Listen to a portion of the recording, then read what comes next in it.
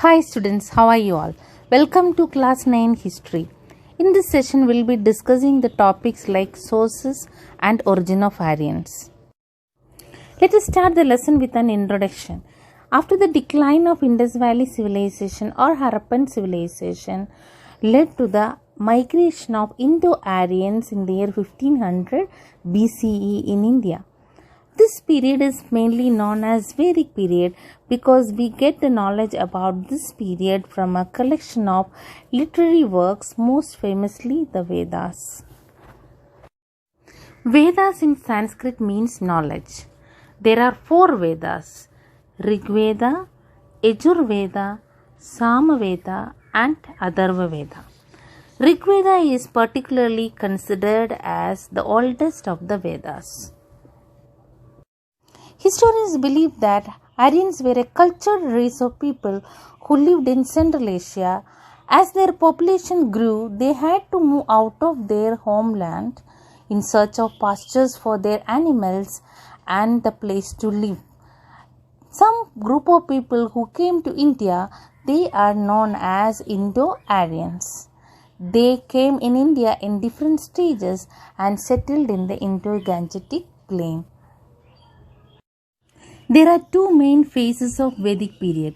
Early Vedic period from 1500 BC to 1000 BC and later Vedic period from 1000 BC to 600 BC.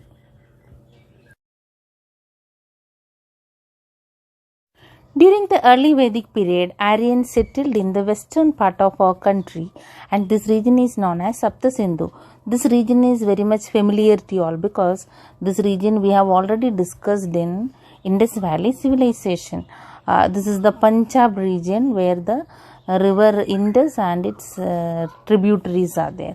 So due to the presence of 7 rivers, this region is known as Sapta Sindhu.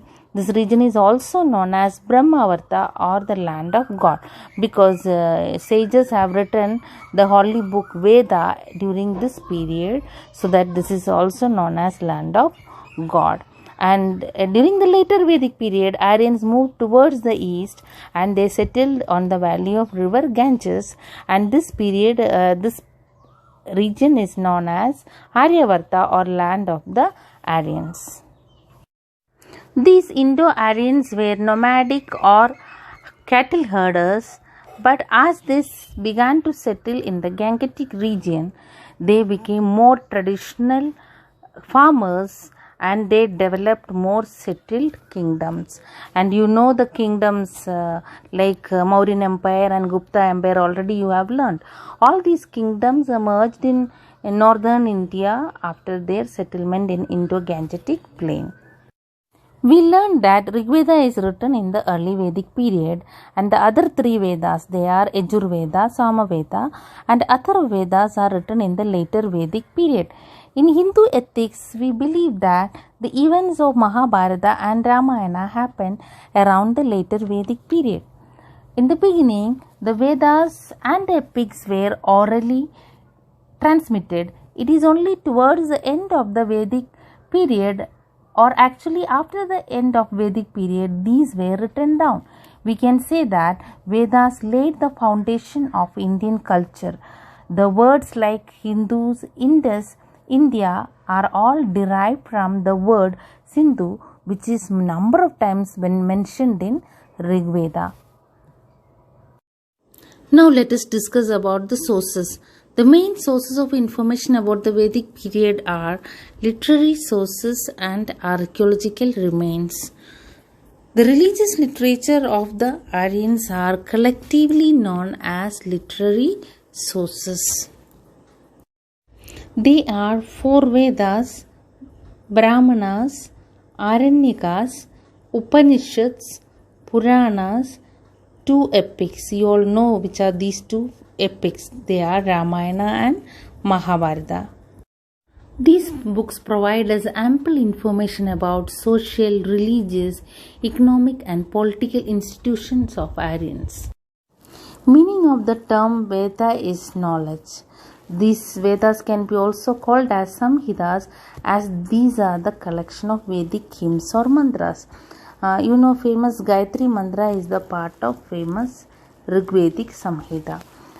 These can be also called as Shrutis because these are orally transmitted from generation to generations in many centuries. These are not written down by some individuals, but Vedic literature has grown over centuries in course of time. Rig Veda is a collection of prayers offered to various Hindu deities like Agni, Vayu, Varun, Surya, etc. There are 128 hymns and prayers in praise of gods and goddesses in the Rig Veda. It is considered to be the first source of all knowledge and wisdom. The Rig Veda is the oldest literary work of India. It describes a very early stage in the evolution of Hinduism and describes a pastoral, possibly nomadic culture based on cattle. And the next is Samaveda. Is considered to be a collection of hymns taken from the Rig Veda. It is a music book which includes Rigvedic prayer songs set to music. However, that does not mean that all the hymns of the Samaveda have been taken from Rig Veda. Many hymns of the Samaveda are different from Rig Veda. The Yajur Veda is a collection of ceremonial and sacrificial rituals. It has been divided into two parts, the Shukla Yajurveda and Krishna Yajurveda. It is a guide to the way of different ceremonies and rituals are performed. And the last one is Atharva Veda, and this is the last of four Vedas. It deals with spells and charms to cast away evil spirit. Next we have Brahmanas, Aranyakas and Upanishads. All these important textbooks are the part of four Vedas. Now let's see Brahmanas. Brahmanas are the commentaries on Vedic hymns. They explain the mantras, rituals and sacrifices which are mentioned in the Vedas in a very elaborate manner, and they contain the details of Vedic hymns, their applications, stories of their origin, etc. Aranyaka means forest best. These are mystical teachings meant for the meditation in forests. They are mainly meant for the hermits and students who are living in the forest. They have mystical teachings which require the solitude of forest. And the next one is Upanishads. They are the philosophical texts. They make speculation on soul, God, duty, etc. There are 108 Upanishads. Mundaka Upanishad is a famous Upanishad in which the word Satyameva Jayate has been taken and adopted in our national emblem. Vedic literature can be classified into Shruti literature and Smriti literature. Shruti literature means they are believed to be written by rishis. They are four Vedas, Brahmanas, Aranyakas and Upanishads. Later on, followed by this Shruti literature, number of other literature developed. They are believed to be written by some individuals and they are handed down by tradition. Which are the literature comes under Smriti literature? They are Vedangas, Upvedas, Dharma Shastras and Darshanas.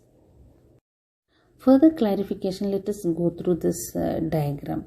Samhitas. What are Samhitas? Samhitas are the four Vedas. Vedas are the collections of number of hymns.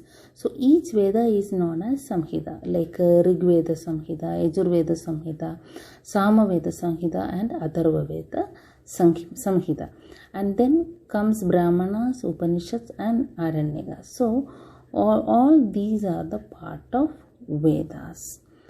These are known as Shruti literature. These are believed to be composed by rishis. Then later on, followed by these literature, number of other literature developed. They are the 6 Vedangas. Here only 6 Vedangas are given. Other than 6 Vedangas, there are Upvedas, Darshanas, Dharma Shastras, then Puranas. Puranas are the stories of kings. And epics. Epics, you know, Ramayana and Mahabharata. They also comes under the Smriti literature. These are believed to be written by different individuals in course of time. They are handed down by tradition. Now let us focus on Smriti literature. We have already learned about Shruti literature and you understood that these are written down by rishis in very ancient period. They are Vedas, Brahmanas, Aranyakas and Upanishads, and followed by those literature. Later on they developed Smriti literature. Now let's see which are the important Smriti literature. Now let us discuss Vedangas. Vedangas helps to understand Vedas in right sense. Let us go through each Vedangas. The first one will discuss about Nirukta.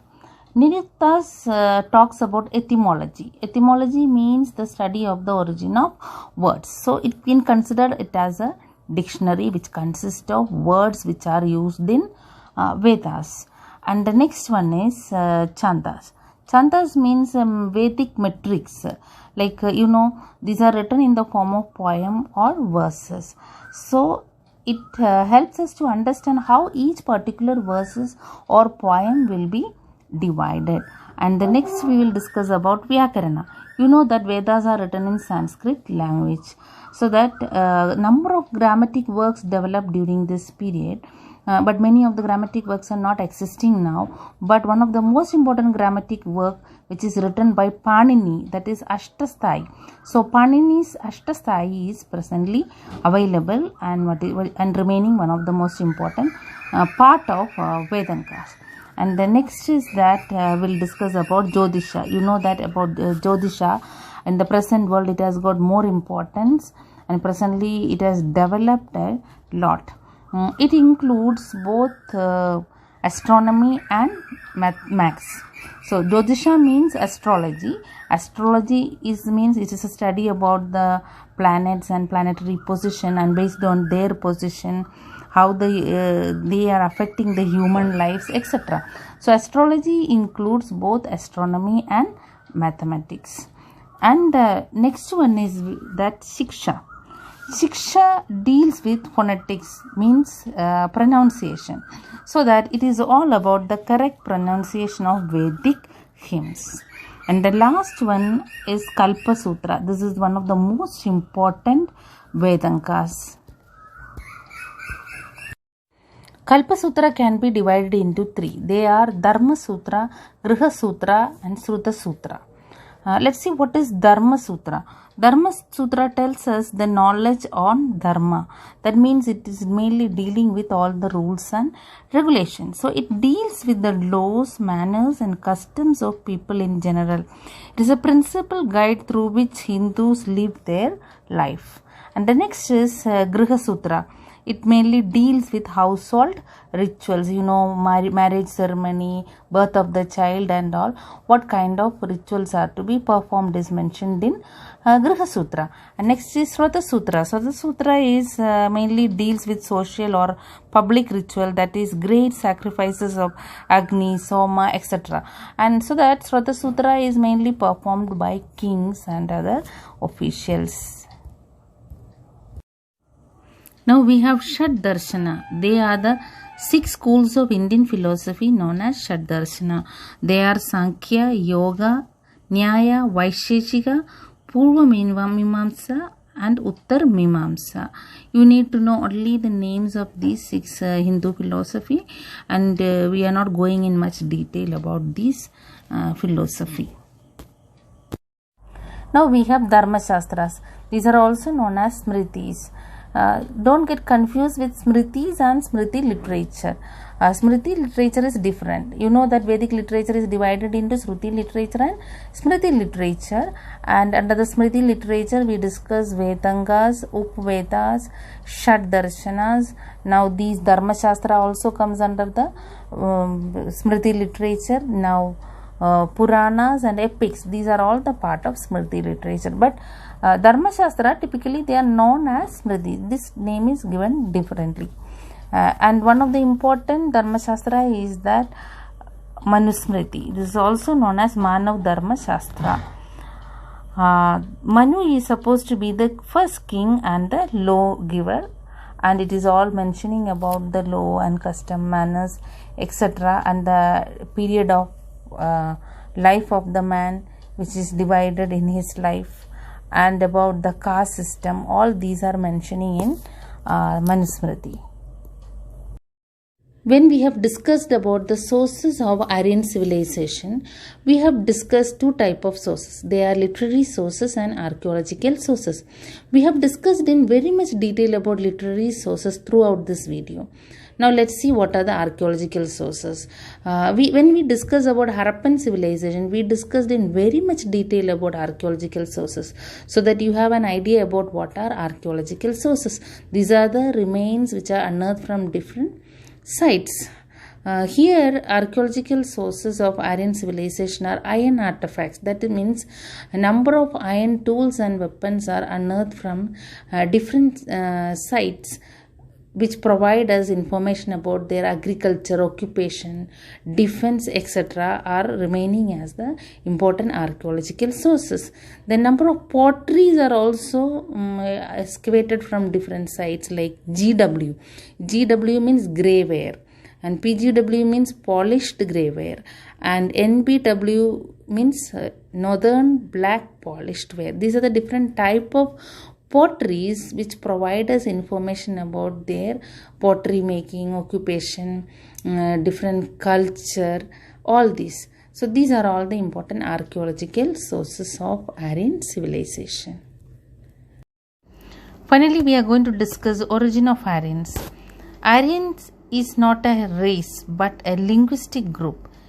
Is the Aryan culture Indian or it has come from outside? It's a matter of great debate. There are actually no written records of the migration of Aryans. The most accepted theory is that Aryans originated somewhere in Central Asia. However, there are some historians who argue that Aryans are indigenous people or their origin is in India.